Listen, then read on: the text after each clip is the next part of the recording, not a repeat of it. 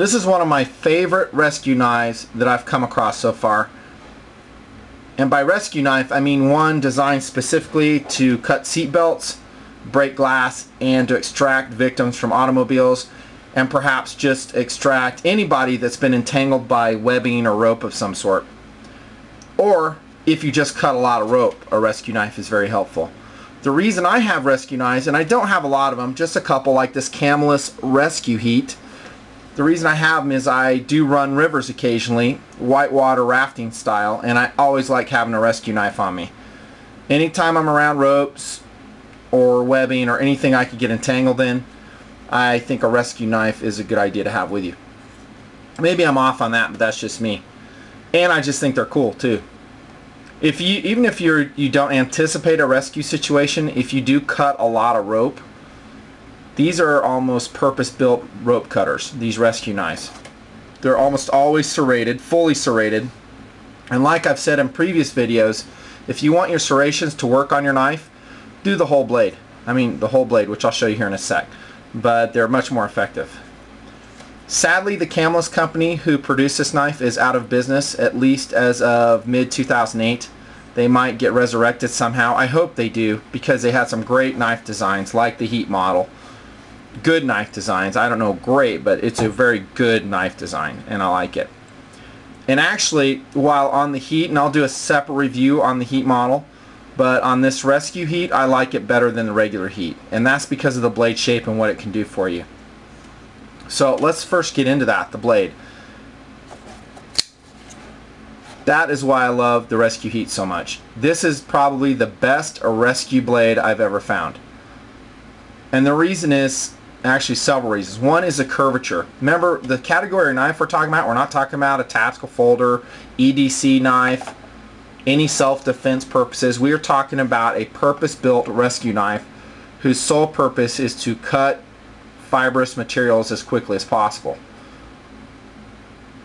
And one reason the Camillus Rescue Heat excels at that so much is because of this curvature. Because it can go against the skin of a victim without injuring that victim. Has a blunt screwdriver tip, which I'll talk about here in a second. That's also excellent. And then I love how we have a reverse curvature on the cutting edge. So it captures that fibrous material, whatever that is, and since I just happen to have this handy, I'll cut it. This is a 1/2 inch nylon strap, and I'll cut 2 layers of it. But you can see how it captures that material in the reverse curvature. It just zipped right through there. I mean, I used a lot more strength than I needed to. Like butter.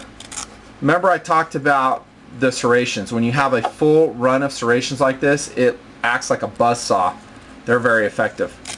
Much more effective than if we just have a section of it on many folding knives, referred to as a combo edge. So if you want to go serrations, I highly recommend you go the full Monty, so to speak.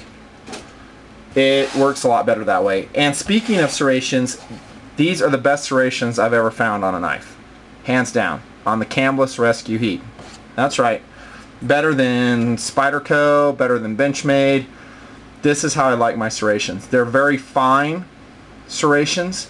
They have moderately raised tips, but they actually cut, not rip, as you could just see when I zip through that nylon. They are extremely effective, and they wear well.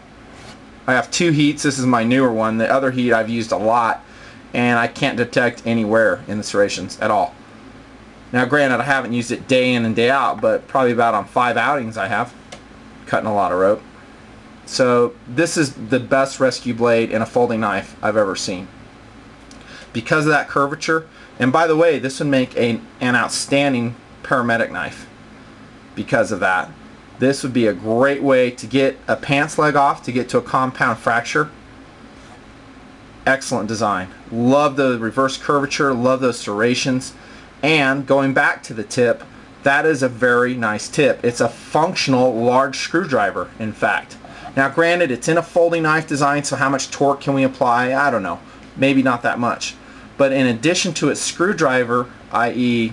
flat blade capabilities, it can also do some prying service. Again, it's not a fixed blade design, so we have to be careful not to break the knife. But in an emergency, who cares? We're trying to get someone out of a vehicle, maybe in a boating situation. We might be trying to pry open a cabinet or a door. That blade would be ideal for it. So what a wonderfully designed blade that is on the Rescue Heat. I absolutely love it. The steel is AUS 8. It's a medium grade stainless steel, the Japanese variety, of course. We've talked a lot about that in other videos. The only beef I have with AUS 8 is it's not really rust resistant. If you wanted this knife to be perfect, I'd make it an H1 steel by Spyderco. But of course, those are two different companies, and Camillus no longer exists. So we're just talking them dreams here.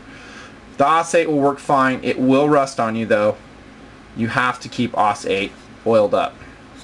Otherwise it rusts. So it's kind of an odd choice for a rescue blade in a way, because rescue blades tend to get near water a lot. But that being said, it'll hold its edge and has held its edge well, and it's a fine choice. I really don't have problems with it. It's an assisted opener, just like all the Heat, Sizzle, and Blaze series. You can either do it with a thumb stud or with the extended tang. Either way works fine. And it's fast, relatively speaking.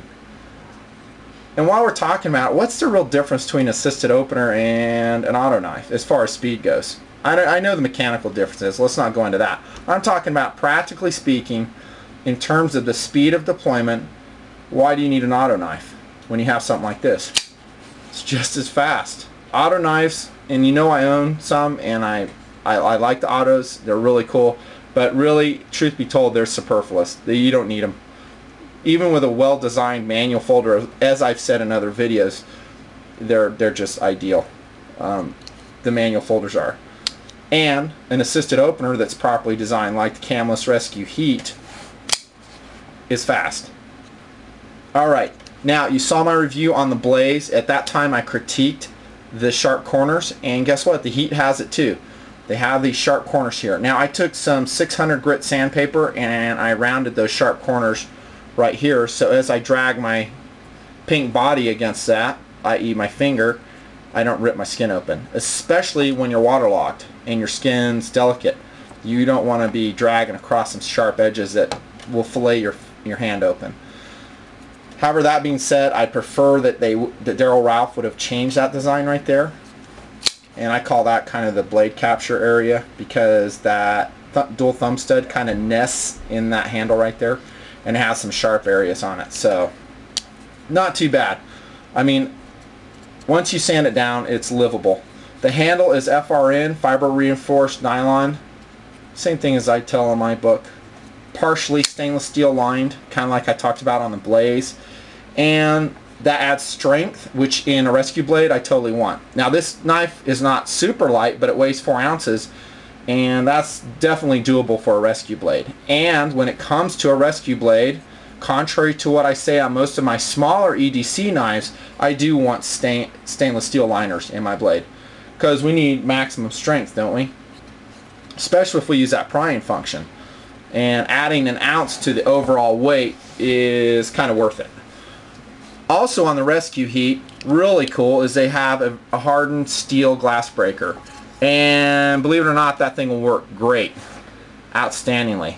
All you do on automotive glass, at least that's what we're talking about, is notice how I turn it, and that holds, that actually conforms to your thumb quite nicely, and now that previously sharp area actually forms a thumb ramp, and preferably you would do this with gloves, break your automotive glass. Very nice. There's some other videos on YouTube, I think, showing a Swiss Army tool rescue, which I think is fascinating. It's really cool to think that you're carrying something in your pocket that you can effect an automotive rescue with. And the Camillus Rescue Heat is that type of knife. There's a clip, pivot mounted. I wish it was on this end, like I always say. However, for the Rescue Heat, because I get that wickedly cool and effective rescue blade, I can put up with it. Also, it's a liner lock with that nicely formed and bent over liner. I think it gives adequate strength to the design.